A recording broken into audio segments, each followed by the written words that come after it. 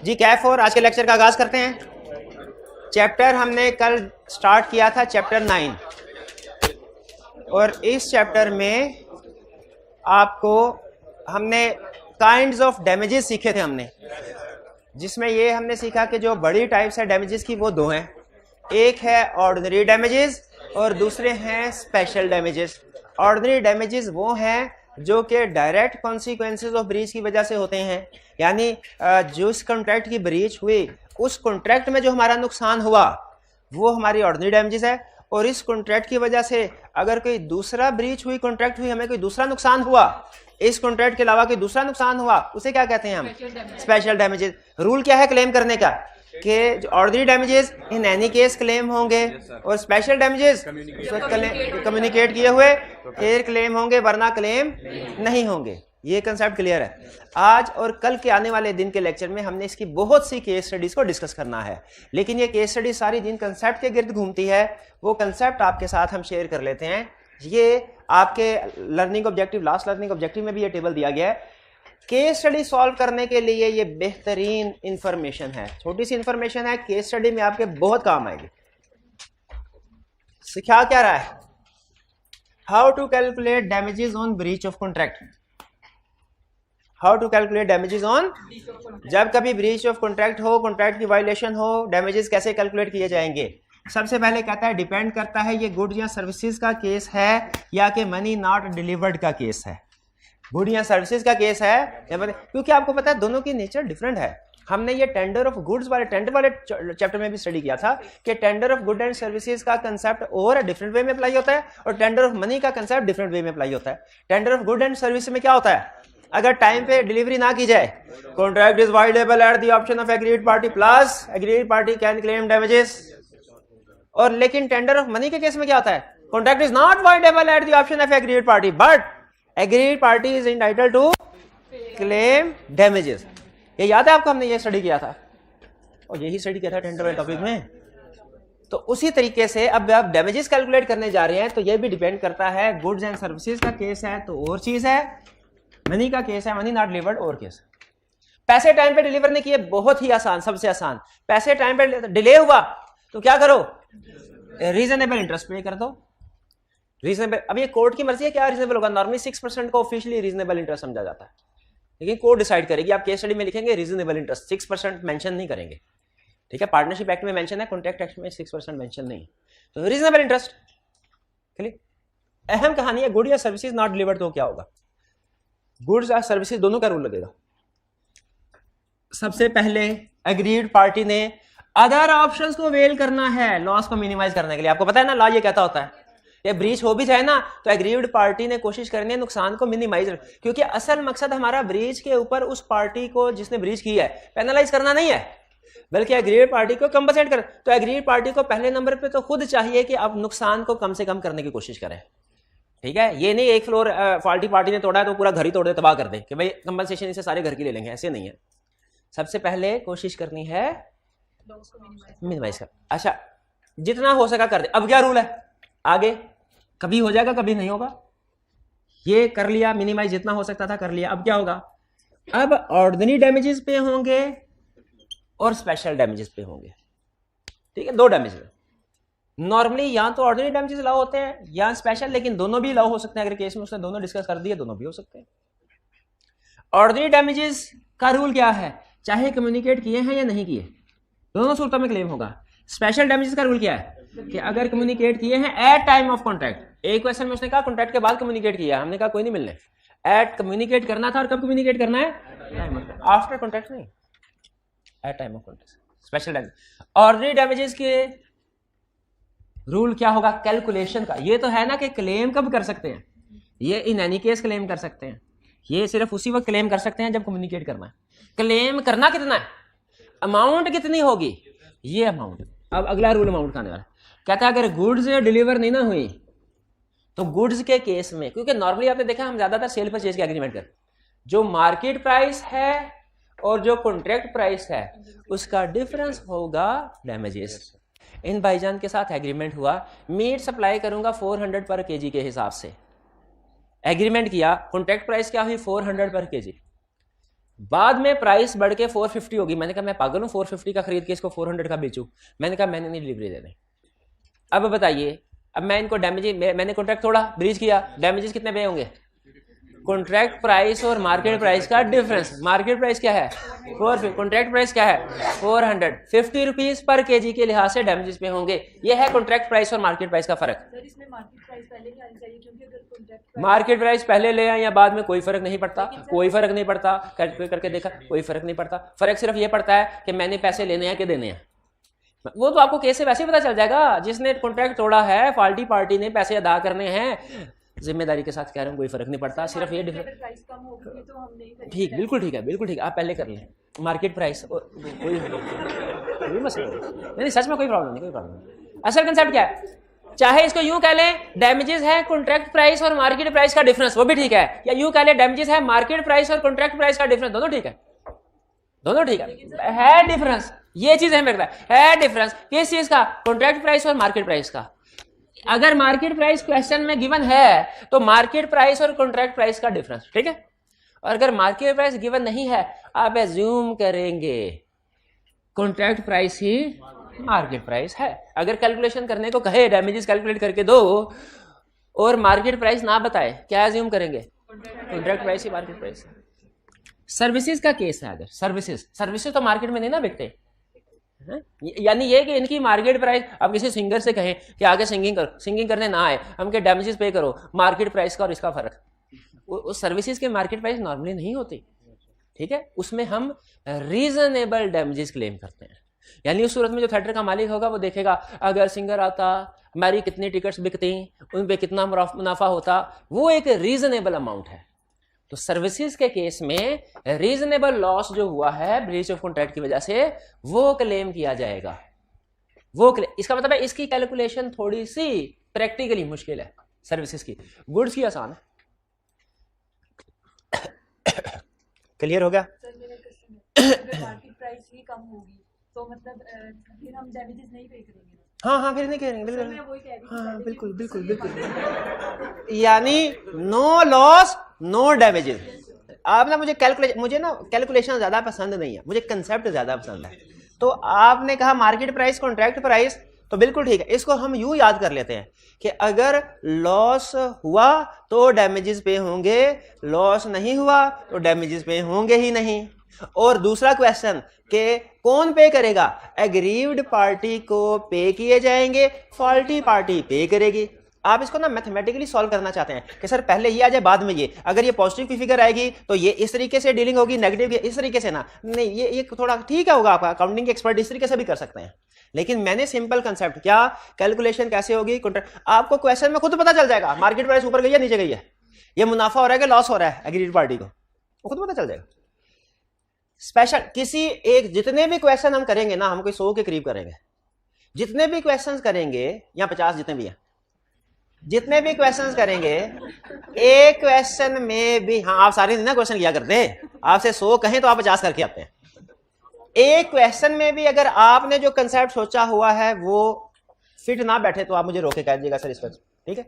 इंशाल्लाह सारे case study solve हो जाएंगे। स्पेशल डैमेजेस, ये जरा गौर से सुनिएगा। स्पेशल डैमेजेस क्लेम कब कर सकते हैं, अगर कम्युनिकेट किया होगा, कम्युनिकेट नहीं किया तो क्लेम नहीं कर सकते।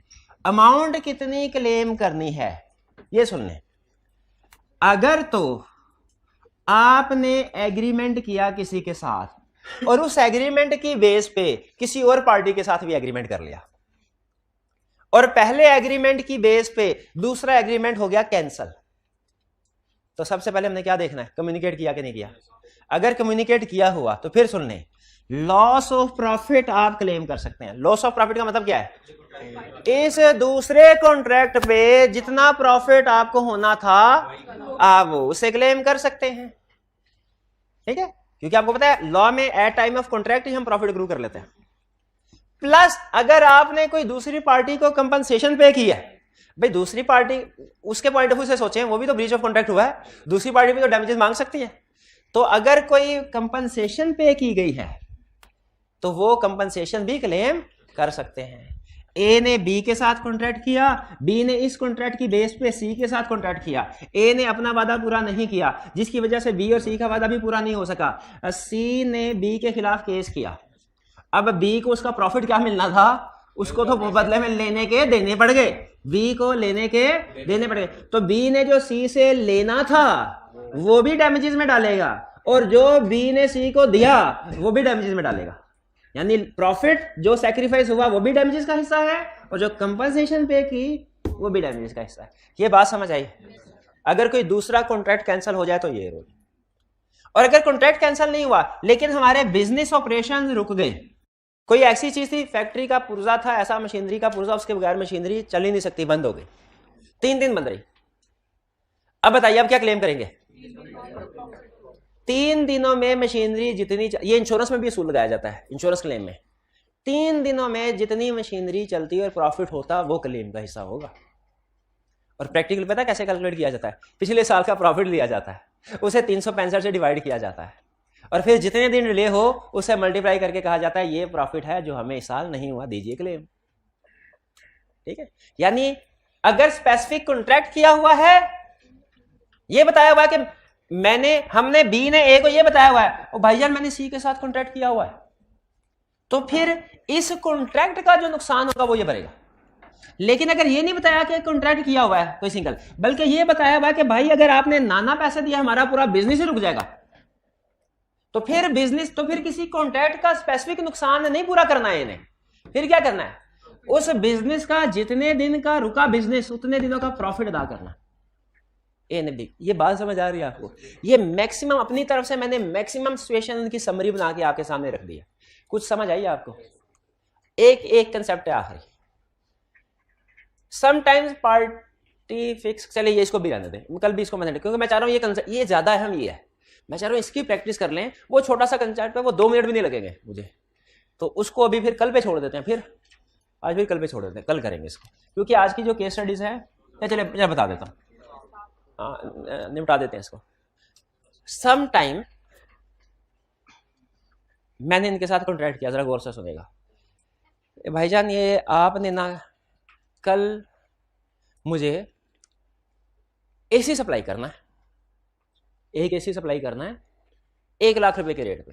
उन्होंने कहा ठीक है, और मैंने कॉन्ट्रैक्ट में लिख दिया अगर आपने एसी कल सप्लाई नहीं किया जुर्माने के तौर पे आप 1 करोड़ रुपया अदा करेंगे। नहीं क्या मतलब, आपकी हंसी क्यों निकल? 1 लाख हाँ नहीं भाई, कॉन्ट्रैक्ट किसका? हमारा तो मर्जी हमारी, हमारा कॉन्ट्रैक्ट हमारी मर्जी भाई, ठीक है ना कि नहीं? ठीक है 1 करोड़ दे दो, कह रही भाई ठीक नहीं है। कोड ये कहता है, अच्छा अगर आपने कोई अमाउंट स्पेसिफाई कर दी हो ना कॉन्ट्रैक्ट में, उसको कहते हैं पेनल्टी। कोड ये कहता है पेनल्टी रीजनेबल हुई ना तो उसको हम अलाउ करेंगे, वरना अलाउ नहीं करेंगे। ठीक है, अगर पेनल्टी क्या है? अगर पार्टीज कोई अमाउंट फिक्स कर दे कि ये अमाउंट पे की जाएगी, कब? ब्रीच ऑफ कॉन्ट्रैक्ट पे, कॉन्ट्रैक्ट में ही मेंशन कर दिया, कॉन्ट्रैक्ट का हिस्सा बना दिया, वरना बाकियों में देखे अमाउंट्स कॉन्ट्रैक्ट का हिस्सा नहीं बनती। बाकियों में तो सिर्फ ये कहा जाता है मेरा दूसरे के साथ कॉन्ट्रैक्ट है, अगर तुमने ये ना काम किया तो वो कॉन्ट्रैक्ट भी खत्म हो जाएगा। इसमें हम अमाउंट को कॉन्ट्रैक्ट में मेंशन कर देते हैं, इनमें हम अमाउंट को ही कॉन्ट्रैक्ट का हिस्सा बना देते हैं। तो ब्रीच पे क्या ये अमाउंट पे की जाएगी? लॉ कहता है नहीं, जो रीजनेबल आपने नॉर्मल कैलकुलेशन रखनी है ना वही पे की जाएगी, ये हायर अमाउंट पे नहीं की जाएगी, हायर अमाउंट पे नहीं की जाएगी। क्लियर हुआ? तो अगर 1 करोड़ मैंने एग्री कर लिया, ये कल मुझे एसी सप्लाई नहीं कर पाते तो इन्होंने मुझे कितने डैमेजेस देने? 1 करोड़ नहीं देना। ठीक है, अगली एग्जांपल सुने। इसका तस्वीर का एक दूसरा रुख भी है जो पहले रुख से डिफरेंट है। मैंने कहा कल आपने एसी सप्लाई करना है, अगर एसी सप्लाई नहीं किया तो 10,000 जुर्माना अदा करेंगे आप। इन्होंने अगले दिन एसी सप्लाई नहीं किया और मुझे 25,000 का नुकसान हो गया। 10,000 डैमेजेस, लॉ कहते हैं, यानी इसका मतलब ये हुआ in short, fix amount penalty की कॉन्ट्रैक्ट में मेंशन कर देना हमेशा नुकसान का बायस है, क्योंकि अगर डैमेजेस उससे कम हुए तो आपको कम अमाउंट मिलनी है, और अगर ज्यादा हुए तो फिर भी कम वाली अमाउंट मिलनी है। तो बेहतर यही है कि डैमेजेस को मेंशन ना किया जाए, रीजनेबल ही रहने दें। ताकि जो जितने असल में ये जो आप अमाउंट मेंशन करते हैं ना, ये अपर लिमिट के तौर पे काम करती है। रूल ये नहीं है कि अगर पेनल्टी की अमाउंट आपने कॉन्ट्रैक्ट में मेंशन कर दी तो जितनी अमाउंट मेंशन कर दी उतने आपको पैसे मिल जाएंगे। रूल ये है पेनल्टी की अमाउंट अगर मेंशन कर दी तो आपको रीजनेबल डैमेजेस अलाउ होंगे, लेकिन इस लिमिट तक, इससे ज्यादा नहीं। अगर रीजनेबल डैमेजेस इससे ज्यादा बनते हैं तो लिमिट स्पेसिफाइड की थी उस अमाउंट तक अलाउ होंगे, और अगर कम बनते हैं तो कम वाले, या यूं कह लीजिए आसान तरीन असूल, स्पेसिफाइड अमाउंट और reasonable damages which ever is lower. Clear? तो अगर कॉन्ट्रैक्ट में अमाउंट स्पेसिफाई कर, इसमें सबसे ज्यादा जोर किसके ऊपर है? अमाउंट के अमाउंट स्पेसिफाई कर दे, पहले से ही कैलकुलेशन कर दी। ऐसा कैसे हो सकता है कि आप पहले से बता देगा तुमने ब्रीच की तो मुझे इतना नुकसान होगा? वो तो ब्रीच होगी तब पता चलेगा। क्लियर? ये आखिरी कंसेप्ट था पेनल्टी वाला, छोटा सा कंसेप्ट। अब एक दफा इसको रीड कर लें, आपके पास 3 मिनट है। ये पेज कौन सा है? पेज 135, इसके ऊपर बॉक्स बना हुआ है, इसको अच्छे से रीड कर लें। अगर आपको समझ आ गई तो फिर आप केस स्टडी को अटेम्प्ट करने के काबिल होंगे। 3 मिनट का टाइम है आपके पास, पॉज कीजिएगा जी। रीडिंग आपने कर ली होगी, कि क्वेश्चन पूछना चाहते हैं तो पूछ लें। अगर मार्केट प्राइस गिवन है तो आपने कॉन्ट्रैक्ट प्राइस को ही मार्केट प्राइस अज्यूम कर लेना। आप बताएंगे कि ऑर्डिनरी डैमेजेस इस सूरत में अलाउ किए जाएंगे, जो कि कॉन्ट्रैक्ट प्राइस और मार्केट प्राइस का फर्क है। फिर आप लिखेंगे चूंकि मार्केट प्राइस गिवन नहीं, अज्यूम किया जाता है कि कॉन्ट्रैक्ट ही मार्केट प्राइस है, उसके मुताबिक क्वेश्चन सॉल्व करना, फिर डैमेज क्लेम नहीं कर सकते। अच्छा, ये एक लाइन लिखी हुई है, कंपनसेशन वेयर पेनल्टी स्टिपुलेटेड का मतलब होता है मेंशन्ड, यानी कोई स्टेटमेंट कॉन्ट्रैक्ट का हिस्सा बनाना। A stipulation a statement for increase in interest from date of default is a penalty. मतलब क्या? फर्ज कीजिए अगर ए ने बी से लोन लिया 10% के लिहाज से, ड्यू डेट पे वापस नहीं किया, उसे कितना इंटरेस्ट पे करना चाहिए? अब बी को एक, क्योंकि ड्यू डेट पे वापस नहीं, कितना इंटरेस्ट पे करना चाहिए? 10% ही ना, 10%। ये भाईजान ने मेरे से उधार लिया, कर्जे हंसना, कहा 1 महीने के बाद पे कर दूंगा। 1 महीने बाद ये पे नहीं कर सके, लॉ के मुताबिक डिले हुआ पेमेंट में। अब ये मुझे क्या पे करेंगे? Principal amount plus reasonable interest. Principal amount plus reasonable, ये बात समझ में आती है आपको? और अगर हमने कॉन्ट्रैक्ट में लिखा हो कि आप 1 महीने बाद मुझे 1 लाख रुपया अदा करेंगे, अगर ड्यू डेट पे 1 लाख रुपया नहीं ना अदा किया तो फिर आपको 2 लाख रुपया अदा करना पड़ेगा। ये पेनल्टी है। लॉ कहता है ये अलाउ नहीं करेंगे हम सिर्फ लेट पेमेंट की ओरिजिनल प्लस जितना इंटरेस्ट रीजनेबल है वो अलाउ करेंगे। इसी तरह अगर कॉन्ट्रैक्ट में ये कह दिया हो कि 1 महीने के लिए लोन दे रहा हूं 10% पर एनम के लिहाज से, लेकिन अगर डिफॉल्ट किया ना तो जो इंटरेस्ट का रेट है वो 50% हो जाएगा। 50% हो जाएगा, फिर 10% नहीं होगा। फिर अगर डिफॉल्ट किया तो बाज़ औक़ात ना प्रेशराइज करने के लिए जो बंदा लोन लेता है ना उसके साथ इस तरह की टर्म्स एग्री कर ली। लॉ कहता है ये इस तरह की टर्म्स, इसको पेनल्टी हम एज्यूम करेंगे और ये अलाउ नहीं करें, इनकी जगह पे रीजनेबल इंटरेस्ट अलाउ करेंगे। क्लियर? और कोई क्वेश्चन? ये एक लाइन रह गई थी, मैंने डिस्कस कर। प्रिंसिपल प्लस रीजनेबल इंटरेस्ट होगा इस सूरत में। चलिए अब चलते हैं क्वेश्चंस की तरफ, केस स्टडीज की तरफ। पहले अच्छा, ये केस स्टडी सारी एक केस स्टडी में कोई ना कोई कंसेप्ट है, आपने कंसेप्ट को समझना है। Jameel, question number 1 part, Jameel employed coercion on Talat to sell his goods to Talat above market price. Jameel ने तलत पे कोअर्शन एक्सरसाइज की ताकि वो तलत को चीजें बेचे। Jameel also deliver the goods and payment is due on Talat. Jameel ने कोअर्शन एक्सरसाइज करने के बाद चीजें भी डिलीवर कर दी और पेमेंट ड्यू है। Later Talat proved in court of law that coercion was employed and rescinded the contract. क्या तलत कॉन्ट्रैक्ट रिसेंड कर सकता है? Yes. Is Talat bound to return the goods to Jamil? बिल्कुल। जब कभी कॉन्ट्रैक्ट रिसेंड होता है तो बेनिफिट्स रीस्टोर करने होते हैं, याद है? जिसे हमने क्या नाम दिया था? रेस्टिट्यूशन का। तो चाहे कोअर्शन एक्सरसाइज की गई है, लेकिन जब कॉन्ट्रैक्ट खत्म होगा तो जो लिया दिया होगा बेनिफिट्स उनको रिस्टोर करना पड़ेगा। क्लियर हुई ये बात? आगे चल रहे हैं। B, Azam pays Basat rupees 100,000 in consideration of Basat promising to marry Chanda, Azam's daughter. Chanda is dead at time of promise. Comment on legal status of this agreement. Agreement void है? अच्छा बताइए, ये तो लीगल स्टेटस हमने पहले भी पढ़ा हुआ है, नई चीज क्या जिसकी वजह से इसे इस चैप्टर में इंक्लूड किया गया? क्या ये जो आजम ने बासत को 1 लाख दिया है ये वापस आएगा? रिस्टोर। जब कॉन्ट्रैक्ट रेसिंड हो जाए, वॉइड हो जाए, बेनिफिट्स अगर कोई लिए दिए हों, याद रखें ये वो पैसे होते हैं जो एडवांस में लिए दिए होते हैं। C, Adeel contracts with Babar to deliver him 250 kilogram of rice before the 1st of May। 1 मई से पहले पहले 250 किलोग्राम राइस डिलीवर करेगा। Adeel delivers 130 kg only. Valid tender है कि नहीं? 130 kg सिर्फ वैलिड टेंडर है कि नहीं? 250 का एग्रीमेंट हुआ था, 130 किलोग्राम डिलीवर किया, वैलिड है कि नहीं? वैलिड टेंडर नहीं है। लेकिन क्या हुआ? Before that day and none after, Babar retains the 130 kg, लेकिन बाबर ने 130 किलो रख लिया अपने पास। इसका मतलब है उसने टेंडर एक्सेप्ट, वैलिड टेंडर नहीं थी, एक्सेप्ट कर लिया। अब accept, is Babar liable to pay any amount to Adeel? Babar liable है 130, यानी जो उसने, अब देखिए ये ऐसा नहीं है कि कॉन्ट्रैक्ट बिल्कुल ही परफॉर्म नहीं हुआ, आधा परफॉर्म हुआ। जो कॉन्ट्रैक्ट आधा परफॉर्म होता है, आधा नहीं होता, उस पर कौन सा रूल लगता है? क्वांटम मेरूट। क्वांटम मेरूट का रूल क्या कहता है कि जिस पार्टी ने पार्शली परफॉर्म किया है उसको पार्शली पैसे मिलने चाहिए। तो यहां पे पार्शली पैसे मिलने चाहिए। कितने? 130 kg के। लेकिन इसमें एक और कंसेप्ट भी है। क्या? बाबर 130 kg के लिहाज से पैसे तो अदा करेगा, लेकिन बाबर अदील से कुछ पैसे क्लेम भी कर सकता है, डैमेजेस, क्योंकि बहरहाल ब्रीच ऑफ कॉन्ट्रैक्ट हुआ है तो डैमेजेस क्लेम कर सकता है। क्लियर, समझ में आती है बात? हाँ, डैमेजेस, जब डैमेजेस हमने कह दिया क्लेम कर सकता है, तो अमाउंट क्या होगी डैमेजेस की? जो मार्केट प्राइस का और कॉन्ट्रैक्ट प्राइस का फर्क होगा। हाँ बिल्कुल, ना मार्केट प्राइस दिया ना तो वो कैलकुलेट नहीं कर सकते, लेकिन लाइन लिख देंगे कि डैमेजेस क्लेम कर सकता है।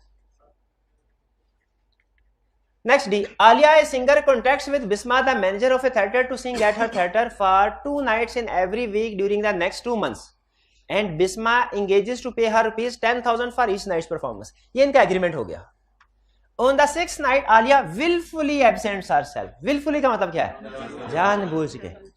तो इसका मतलब है गुड या सर्विसेज अगर डिलीवर ना की जाए ड्यू डेट पे तो क्या होता है? Contract is voidable at the option of aggrieved party. तो इसका मतलब है आलिया ने जानबूझ के छुट्टी की, contract is voidable at the option of Bisma and Bisma in consequences rescinds the contract. Bisma ने कॉन्ट्रैक्ट को खत्म कर दिया। Can Aliya recover any price from Bisma? हाँ, क्वांटम मेरूट की बेस पे जितनी परफॉर्मेंस हो चुकी है, यानी 10,000 into 5 50,000 क्लेम कर सकते हैं। लेकिन बिस्मा क्या क्लेम कर सकती है? डैमेजेस। और कौन सा रूल लगेगा? सर्विसेज का, reasonable loss due to breach of contract. ठीक है, क्योंकि इन सर्विसेज की मार्केट प्राइस तो कोई नहीं है। E. Atif contracts to sing for Bilal at a concert for ₹1 million, which are paid in advance. Atif is too ill to sing. Can Bilal claim any compensation from Atif? क्या claim कर सकता है Bilal? 1 million जो पे किया है, यानी restoration of benefit, जिसे रेस्टिट्यूशन भी कहते हैं। डैमेजेस भी तो कर सकता है। डैमेजेस क्यों नहीं कर सकता? हाँ, वो बीमार है, टू इल टू सिंग। अब ये सुपर विनिंग इम्पॉसिबिलिटी है, क्योंकि इसमें पार्टी का कसूर नहीं है। और super winning doctrine of frustration, शाबाश, उन्होंने स्पेसिफिक एग्जांपल भी बता दिए हमें। डॉक्ट्राइन, तो सुपर विनिंग इम्पॉसिबिलिटी में कॉन्ट्रैक्ट तो खत्म हो जाता है, लेकिन डैमेजेस पे नहीं करते। डैमेजेस कोई नहीं होंगे, लेकिन एडवांस लिया तो वापस करना पड़ेगा ना। क्लियर है जी? आगे चलें। Question, Naveed promise to deliver food at an event organised by Adeel for 80% for ₹85,000, यानी 80 लोगों का 85,000 में फूड अरेंज करना। Just an hour before the event, Naveed informed that he would not be able to deliver the food. Event से 1 घंटा पहले अदील ने कहा कि मैं फूड डिलीवर नहीं कर सकता। नवीद ने कहा, Adeel arrange the food from another caterer which did cost him ₹93,000. What remedy is available to him? Damages claim कर सकता है। कितने डैमेजेस? कैसे कैलकुलेट किया? मार्केट प्राइस और कॉन्ट्रैक्ट प्राइस का फर्क 8,000। कैलकुलेशन क्लियर है? आगे चलते हैं। 3. Asif hires Bilal ship to go to Karachi. Asif ने बिलाल की शिप हायर की कराची जाने के लिए। And there take on board on the 1st of January a cargo which Asif is to provide and to bring it to Gwadar, the freight to be paid when earned. अजीबो गरीब से English बोल दी उसने। आसिफ ने बिलाल की शिप हायर की कि कराची जाना है। किस लिए? एक कार्गो है जो कि आसिफ ने ग्वादर लेके जाना है। अच्छा, कराची से ग्वादर जाना, ठीक है ठीक है ठीक है। कराची से freight to be paid when earned, यानी किराया तब अदा किया जाएगा जब ग्वादर पहुंचेगा। ठीक है, कराची, मैं समझा, चले कहीं से कहीं जाना हो, कहीं ना कहीं से तो कहीं जाना है ना, और किराया जब उधर पहुंचेंगे फिर अदा होगा। वे देखते हैं वो पहुंचता भी है कहीं के नहीं। Bilal ship does not go to Karachi but Asif has opportunity of procuring suitable conveyance आधा कार्गो पॉइंट। हाँ, कराची से ग्वादर जाना है और बिलाल की शिप कराची तक नहीं पहुंची ताकि सफर शुरू करे, ठीक है। लेकिन फिर क्या हुआ, Asif has opportunities of procuring suitable conveyance आधा cargo upon terms as advantageous as those on which he had chartered the ship. वहां पे दूसरी शिप अवेलेबल थी जो उसी रेंट में ग्वादर जाने के लिए तैयार थी। Asif avails himself of those opportunities, Asif ने उनमें से कोई अपॉर्चुनिटी अवेल की।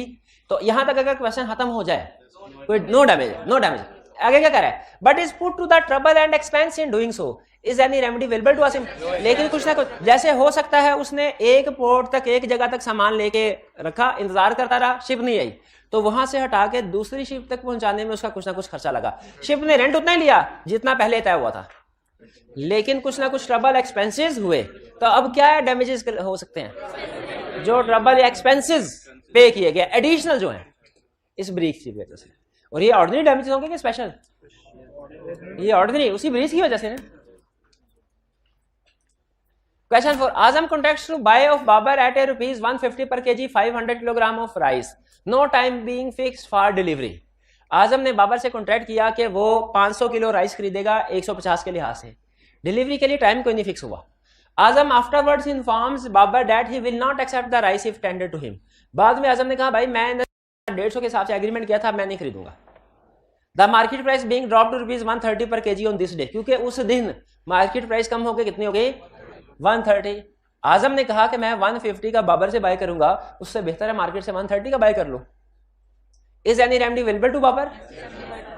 बाबर का क्या रेमेडी अवेलेबल है कि कॉन्ट्रैक्ट प्राइस और मार्केट प्राइस का कैलकुलेशन कर रहे हैं अपनी। कॉन्ट्रैक्ट प्राइस और मार्केट प्राइस का डिफरेंस, डिफरेंस कितना आता है? 20। और कितने डैमेजेस बनते हैं? 500, 10,000। किसने किसको पे करना है? आजम ने बाबर को पे करना। क्लियर है जी डैमेजेस की? कौन से डैमेजेस हैं ये, ऑर्डिनरी के special? Ordinary damages. Question 5, Aliya contracts to buy Bismarck ship for ₹6 billion but breaks her promise. The price which Bismarck could have obtained at time of breach of promise was 5.8 billion. Is an remedy available to Bismarck? जितना agreement किया थोड़ा तो जो market price. अब देखिए इसमें फिर again, अब मुझे नहीं पता प्राइस कम है कि ज्यादा है, लेकिन मैं सिंपल रूल रखूंगा, क्या डिफरेंस कितना है? डैमेजेस 0.2 बिलियन है। किसने किसको पे करने हैं? आलिया ने बिस्मार्क को पे करने हैं। अमाउंट का भी डिसीजन हो रहा है, ठीक है, बड़ी छोटी अमाउंट से फर्क तो नहीं पड़ रहा, जो भी अमाउंट हो डिफरेंस कैलकुलेट, क्योंकि नुकसान हो रहा है ना उसको बिलियन का, ठीक। नहीं, अगर वो ये वाली, अगर बिस्मा 5.8 बिलियन पे नहीं भी बेचती तो भी उसको डैमेजेस इस हिसाब से ही मिलेगी। ये मार्केट प्राइस है, ये उसकी बाइंग प्राइस होना जरूरी नहीं है। हो सकता है बाद में उसका इरादा बदल जाए, लेकिन ब्रीच ऑफ कॉन्ट्रैक्ट की वजह से जो उसको नुकसान हुआ, प्राइसेस डिफरेंट हुई, वो डैमेजेस उसको पे होंगे। Question 6, Arsalan the owner of a boat contracts with Burhan to take a cargo of yarn to Gwadar. हाँ, अब क्लियर हो गया, ग्वादर जा रहे हैं for sale at Gwadar, Gwadar में सेल करने यार्न को। स्टार्टिंग ऑन ए स्पेसिफाइड है, सफर एक खास दिन स्टार्ट होगा, जैसे 10 अप्रैल को।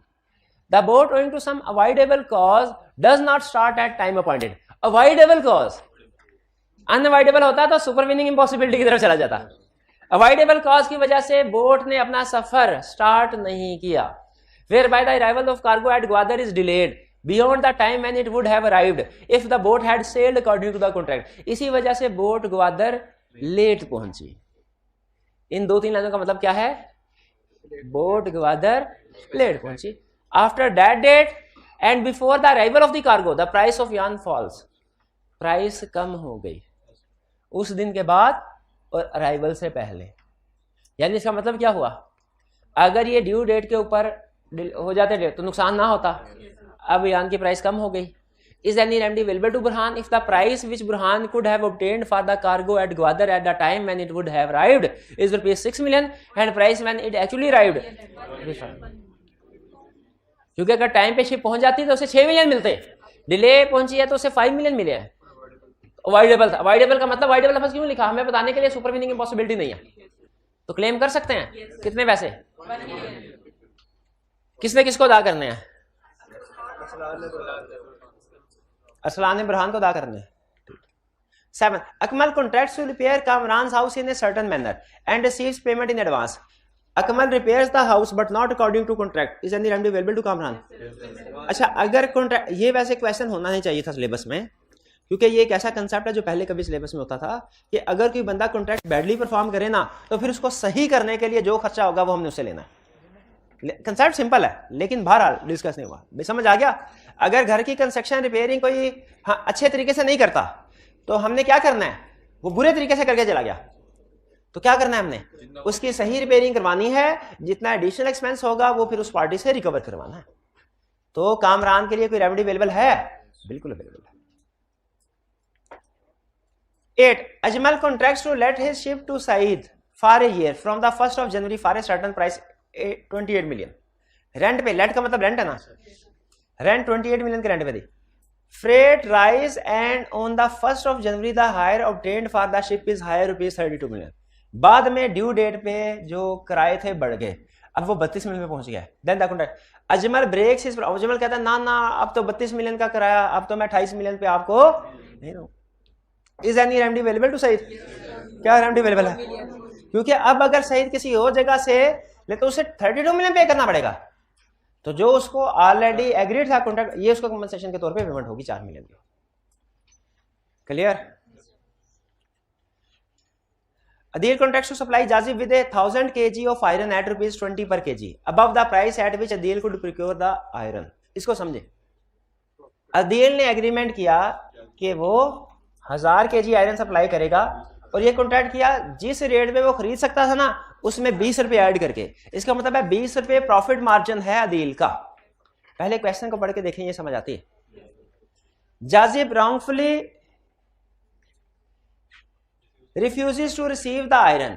Is any remedy available to Kashif? Jazib ने रिफ्यूज कर दिया कि मैं तो ये नहीं खरीदूं। काशिफ नहीं होगी, अदील। काशिफ का मतलब अदील, काशिफ को प्यार से अदील कहते हैं, यहां पे अदील लिख रहे हैं। अदील ने जाजिब से कॉन्ट्रैक्ट किया कि वो 80 रुपए की चीज खरीद कर उसे 100 रुपए में बेचेगा। ड्यू डेट में जाजिब ने कहा मैं नहीं चीज खरीदता। अब क्या डैमेजेस है, क्या नुकसान हुआ? नुकसान उन्होंने जो कॉन्ट्रैक्ट प्राइस क्या है 100 यानी 20 रुपए ज्यादा, और 100 है ना 20 रुपए ज्यादा, मार्केट प्राइस क्या है 20 रुपए कम यानी 80 रुपए फॉर एग्जांपल। तो अब जो डिफरेंस हुआ कॉन्ट्रैक्ट प्राइस और मार्केट प्राइस का, यही तो लॉस हुआ उसको जो उसे प्रॉफिट होना था। तो ये इसी कॉन्ट्रैक्ट में है, तो ये 20 रुपए के लिहाज से वो डैमेजेस क्लेम कर सकता है। इसको दोबारा पढ़े, इसको समझे, ठीक है कि कितना नुकसान। इसको दो तरीकों से समझा जा सकता है, एक ये कि जितना लॉस हुआ उस हिसाब से, और दूसरा कॉन्ट्रैक्ट प्राइस और मार्केट प्राइस का डिफरेंस, आंसर सेम आएगा। जितना नुकसान, कितना नुकसान हुआ, पहले तो ये बताएं ये असल में 20 रुपए इसका प्रॉफिट था, तो जो प्रॉफिट नहीं हुआ ये भी तो नुकसान होता है, तो 20 रुपए के हिसाब से डैमेजेस क्लेम कर सकता है। ये नहीं तो कॉन्ट्रैक्ट प्राइस और मार्केट प्राइस के सूल से भी कर सकते हैं। कॉन्ट्रैक्ट प्राइस है 20 रुपए ज्यादा, मार्केट प्राइस है जो उसने खरीद के उसे डिलीवर करता है 20 रुपए से कम, तो 20 के लिहाज से डैमेजेस पे करने होंगे। 20 इंटू 1000 20,000, यानी ये वो प्रॉफिट असल में जो अदील को होना था, लेकिन अब जाजिब के रिफ्यूज करने की वजह से नहीं हुआ। क्या ये किसी दूसरे कॉन्ट्रैक्ट के डैमेजेस हैं? क्या ये किसी दूसरे के उसी कॉन्ट्रैक्ट के हैं? तो ये ऑर्डिनरी डैमेजेस है।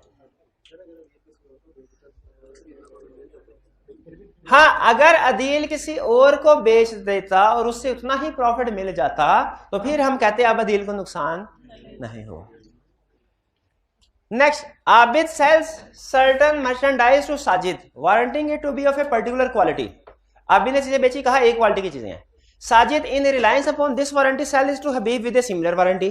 उसने आगे हबीब को चीजें दे दी कि एक क्वालिटी की है। The goods prove to be not according to the warranty and Sajid becomes liable to pay Habib a sum of money by way of compensation. Is any remedy available to Sajid? क्या कोई रेमेडी अवेलेबल है साजिद का? क्या remedy available है? जो उसने आगे पे किया है इस ब्रीच की वजह से वो क्लेम करवाएगा उससे। क्लियर? अच्छा, ये दूसरे कॉन्ट्रैक्ट में लॉस हुआ है, ठीक है, इसलिए ये स्पेशल डैमेजेस हैं। यहाँ पे ये होना चाहिए कंप्लीट आंसर में, अगर कम्युनिकेट किया कि उसको आगे डिलीवर करना है फिर ये क्लेम किया जाएगा, वरना नहीं किया जाएगा। ये पहला क्वेश्चन है हमारा स्पेशल डैमेजेस का, कि एक कॉन्ट्रैक्ट की ब्रीच की वजह से दूसरे कॉन्ट्रैक्ट पे नुकसान हुआ। हाँ नहीं देखिए, मैं इसीलिए कह रहा हूं यहां पे आपका सोल्यूशन दो हिस्सों में जाएगा। अगर तो साजिद ने कम्युनिकेट किया हुआ था हबीब को एट टाइम ऑफ कॉन्ट्रैक्ट कि ये मैंने आगे बेचना है हबीब को, फिर तो हबीब को जो पैसे दा के वो पे रिकवर होंगे। और अगर कम्युनिकेट नहीं किया हुआ था फिर नहीं होंगे। यानी इसको क्वेश्चन में मेंशन नहीं है, तो आप दो हिस्सों में आंसर कर दें, इफ कम्युनिकेटेड या इफ नॉट कम्युनिकेट। आप आगे चल के देखेंगे कुछ केस स्टडीज में बता देता है क्लियरली कि ये कम्युनिकेट किया गया था टाइम ऑफ कॉन्ट्रैक्ट, कुछ केसेस में क्लियरली बता देता है कम्युनिकेट नहीं किया गया था। लेकिन जिसमें साइलेंट रहता है उसमें फिर हम इफ करके बताते हैं, इफ कम्युनिकेटेड तो ये रिकवर किया जाएगा, इफ नॉट कम्युनिकेटेड तो इसे रिकवर नहीं किया जाएगा। आती है बात समझ में? ये हमारी पहली एग्जांपल थी। इसका मतलब है अब शायद स्पेशल डैमेजेस स्टार्ट हो गए हैं। अमजद कॉन्ट्रैक्ट्स टू टाइम है, अमजद कॉन्ट्रैक्ट्स टू डिलीवर 5000। 12 नहीं बजे, अभी 5 मिनट हैं। अच्छा अभी तो स्पेशल डैमेजेस शुरू हुए थे। अच्छा एक केस स्टडी मैं चाह रहा हूं करने, ठहर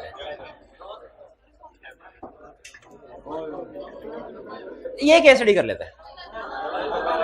एक नहीं ये तो लाजम, वरना आप घर जाके बाकी की असाइनमेंट नहीं कर सकेंगे। आपको पता है आज की असाइनमेंट क्या है? एग्जामिनर 21 से लेके एंड तक और एमसीक्यू ये आखिरी। अच्छा ये मैंने करवाना ही करवाना है, ये पक्की बात है। आप पहले आप शोर मचा लें, फारिग हो जाए, फिर मैं शुरू करवाता हूँ, या अभी करवा दूं शुरू। चलें, आजम ए बिल्डर। अच्छा ये आखिरी केस स्टडी आज की, इसको ध्यान से इसीलिए देखिएगा। Azam a builder contracts to erect and finish a house by the 1st of January in order that Babar may give possession of it to that time to Qasim, to whom Babar has contracted to let it। यानी आजम ने घर बना के बाबर को देना है और बाबर ने आगे किराए पे कासिम को दे देना है। ये कहानी समझ आ गई? आजम ने घर बना के मालिक बाबर को दे देना है, मालिक बाबर ने आगे कासिम को किराए पे दे देना है। Azam is informed of the contract between Babar and Kasim. Azam इसको अंडरलाइन करें, एक communicate special contract special damages communicate at time of contract. Azam को पता था कि कब 1 जनवरी को, 1 जनवरी को ये आगे मैंने इसको देना और 1 जनवरी को इसने किराए पे चढ़ा देना। Azam build the house so badly that before the 1st of January it falls down. ऐसे तरीके से उसने बिल्ड किया पहले गिर गया। And has to be rebuilt by Babar, और बाबर ने उसे दोबारा बनाया। अच्छा एक तो ऑर्डिनरी डैमेजेस है क्या रीबिल्डिंग के, लेकिन ये ऑर्डिनरी डैमेज है। ये ऑर्डिनरी रीबिल्डिंग की cost who in consequences loses the rent, और फिर इसके बाद उसने रेंट भी लूज किया जो उससे 1 जनवरी से, क्योंकि 2-3 महीने तो लगे होंगे ना इसको, तो 2-3 महीनों का रेंट भी लूज किया। which he was to have received from Qasim and is obliged to make compensation to Qasim for the breach of his contract। सबसे पहले मुझे बताइए इस एग्रीमेंट में इस ऑर्डिनरी डैमेजेस हैं कि स्पेशल डैमेज? दोनों। क्या ऑर्डिनरी डैमेजेस क्लेम होंगे? और ऑर्डिनरी डैमेजेस कौन से वाले हैं? रीबिल्डिंग के। स्पेशल डैमेजेस क्लेम होंगे? स्पेशल डैमेजेस क्या हैं? स्पेशल डैमेजेस में 2 तरह के हैं। एक देखें, वो जो रेंट का एग्रीमेंट था कैंसिल हुआ ना, तो एक लॉस ऑफ प्रॉफिट है और दूसरा कंपनसेशन पेड। एक क्लेम होगा कि दोनों? लॉस ऑफ प्रॉफिट क्या था? रेंट जो मिलना था, रेंटल इनकम जो अब नहीं मिलनी, और कंपनसेशन जो अदा की। ये क्लासिक केस स्टडी है ऑर्डिनरी और स्पेशल दोनों की कंबाइन। बहुत अच्छी केस स्टडी है। इसके बाद आपको पता चल गया एक ही कॉन्ट्रैक्ट में ऑर्डिनरी डैमेजेस भी हो सकते हैं, स्पेशल भी, और आपने कैसे सॉल्व करना क्लियर हो गया। हाँ अब आप इस काबिल हो गए हैं कि ये सारी असाइनमेंट कर सकते हैं, एमसीक्यूज भी कर सकते हैं। तो अब आपकी असाइनमेंट ड्यू है। ठीक है जी, आज का लेक्चर यहाँ खत्म करते हैं। अल्लाह हाफिज।